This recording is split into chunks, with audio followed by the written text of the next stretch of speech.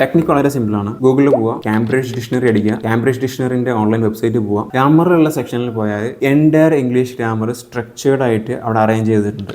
Basic tense മുതൽ time and phrase, propositions, conditions എല്ലാം ഉണ്ട്. ഇംഗ്ലീഷ് പഠനത്തിനുള്ള 4 ഏരിയാസ് ആണ്: listening, speaking, reading, writing.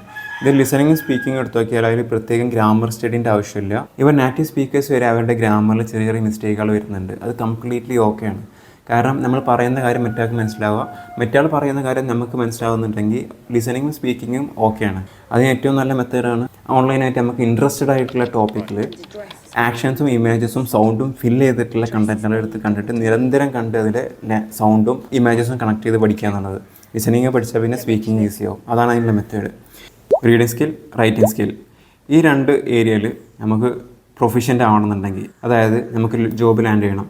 Job land ചെയ്യുമ്പോൾ ഇമെയിൽ റൈറ്റ് ചെയ്യേണ്ടി വരും, ഇമെയിൽ റീഡ് ചെയ്യേണ്ടി വരും, ഡോക്യുമെൻറ്റ് റീഡ് ചെയ്യേണ്ടി വരും, ഡോക്യുമെൻറ്റ് റൈറ്റ് ചെയ്യേണ്ടി വരും, മറ്റുള്ളവർ അയച്ച ചാറ്റ് മെസ്സേജ് വായിക്കേണ്ടി വരും, അവർക്ക് ക്വിക്കായിട്ട് മെസ്സേജ് അയക്കേണ്ടി വരും. അങ്ങനത്തെ ഒരുപാട് സിറ്റുവേഷൻസ് ജോബ് ലാൻഡ് ചെയ്താലുണ്ടാവും. അല്ലെങ്കിൽ തന്നെ ഇംഗ്ലീഷ് സംസാരിക്കുന്ന ഏതെങ്കിലും ഒരു എൻവയൺമെൻറ്റിൽ നമ്മൾ ജോലി ചെയ്യുകയാണെന്നുണ്ടെങ്കിൽ ഇത് വളരെ അത്യാവശ്യമായിട്ടുള്ളൊരു സ്കില്ലാണ്. ഈ സ്കില്ല് പഠിക്കണമെന്നുണ്ടെങ്കിൽ ഗ്രാമർ സൂപ്പർ ഇമ്പോർട്ടൻ്റ് ആണ്.